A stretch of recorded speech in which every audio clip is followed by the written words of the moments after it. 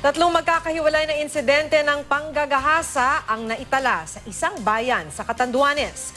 Ilan sa mga suspect kamag-anak pa mismo ng mga biktima. Arestado naman sa Ilocos Norte ang isang nurse na sumasideline umanong aborsyonista. Nagbabalik si Tricia Safra.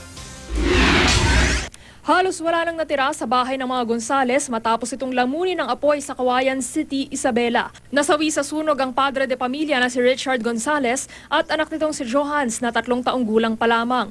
Base sa investigasyon ng BFP, isang sumabog na LPG raw ang naging mitya ng sunog. Madali ring kumalat ang apoy dahil gawa sa light materials ang bahay. Pahirapan naman ang naging pagresponde sa sunog dahil sa kalayuan ng bahay mula sa bayan. Ito'y nasa around 10 kilometers po ang layo mula rito, na katatapos po ng malakas na ulan, madulas at madilim, malayo-layo po ang lugar.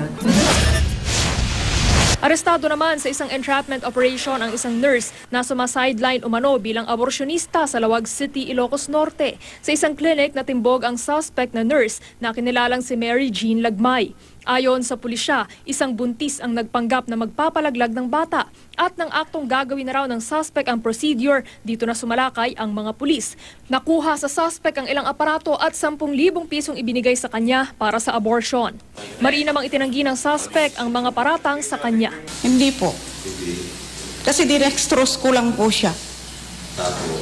Yun lang po. 3 magkakahiwalay na kasong panghahalay ang naitala sa Virac, Catanduanes. Sa barangay Antipolo, isang ama ang paulit-ulit na ng halay umano sa sarili niyang anak. Nasampahan na ng kaso ang naturang suspect. Kahapon naman nasampahan ng kaso ang isa pang suspect ng panghahalay. Kalaboso ang lalaki na humalay raw sa 12 anyos na kapatid ng kanyang kaibigan sa barangay Buyo. Ayon sa ina ng biktima, lasing ang suspect nang gawin nito ang krimen. Isang 12 anyos sa dalagita naman ang hinalay raw ng asawa ng kanyang pinsan.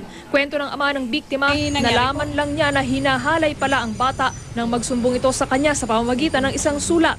Marahil daw ay nahihiya o natakot ang biktima na magsabi kaya't idinaan ng bata sa pagsusulat ang pagsumbong. Hawak na ng pulisya ang suspect na tumangging magbigay ng pahayag. Tricia Safra, GMA News.